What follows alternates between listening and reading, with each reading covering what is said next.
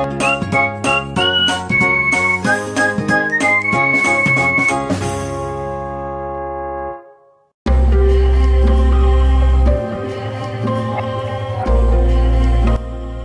आप सभी का बहुत बहुत स्वागत है एक और नए कहानी में, जो एक महान माँ की कहानी है। तो इस कहानी को आप लास्ट तक ज़रूर सुनें।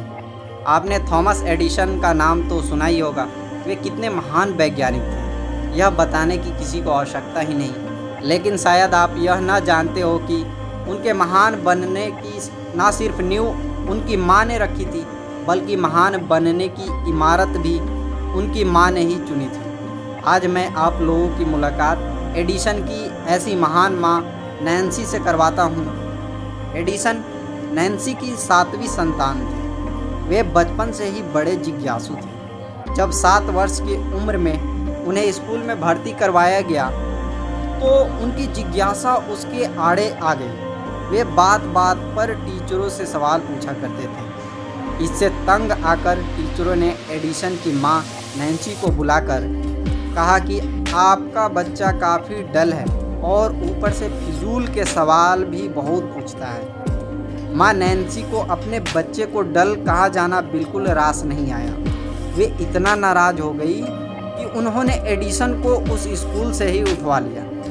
फिर अगले 2 वर्षों में एडिसन को 2 और स्कूलों में भर्ती करवाया गया, परंतु ना तो एडिसन के सवाल पूछने की आदत ही बदली और ना ही उनके प्रति टीचरों का रवैया ही बदला। यानी इस दरमियान ले देकर सिर्फ स्कूलें बदलती रही। इससे एडिसन के माँ नैन्सी को बड़ा झटका लगा। वे अत्यंत दुखी हुई। कोई उनके बच्चे को डल समझे या उसका अपमान करे, यह उनसे बर्दाश्त ही नहीं हो रहा था। आखिर उन्होंने एडिसन को स्कूल से उठवाते हुए टीचरों से साफ कहा कि डल मेरा लड़का नहीं, कमज़ोर आपकी नज़र है, जो उसकी प्रतिभा आपको दिखाई नहीं दे रहा। अब नैन्सी स्वयं एक टीचर रह चुकी थी। वे जानती थी कि एक बार बच्चों का आत्मविश्वास डगमगा जाए तो फिर उसके लिए संभलना मुश्किल हो जाता है। सो उन्होंने आगे से अपने बच्चे को किसी स्कूल में न भेजने का निर्णय लिया। यही नहीं, उन्होंने अपने दुलारे को घर पर स्वयं ही पढ़ाना भी तय किया।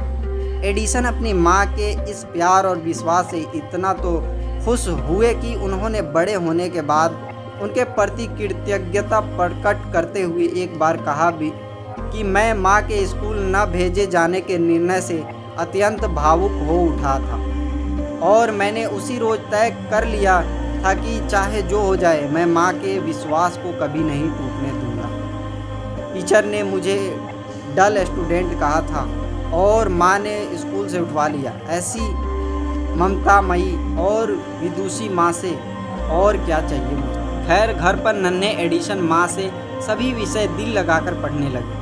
विज्ञान व उसके प्रयोगों में वे विशेष रुचि दिखाने लगे। उधर माँ से भी उन्हें हर विषय बाबत आवश्यक उत्साह मिलता ही रहा और आखिर एक दिन माँ की इस प्यार भरी पकड़ाई उंगली के सहारे वे विश्व के सबसे ज़्यादा यानी 1093 पेटेंट रजिस्टर करवाने वाले वैज्ञानिक बने। इनमें उस बल्ब का आविष्कार भी शामिल है जिसने जगत को रोशन कर रखा है। बस हर माँ को नैन्सी से सीखना है।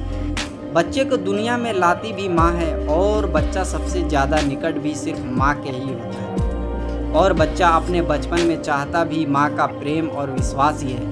परंतु आजकल के अधिकांश माताएं अपने बच्चों को 2-3 वर्ष का होते होते ही नर्सरी में ऐसे डाल देती हैं मानो उससे जान छुड़ाना चाहती हैं। फिर वे एडिसन कैसे बनेंगे?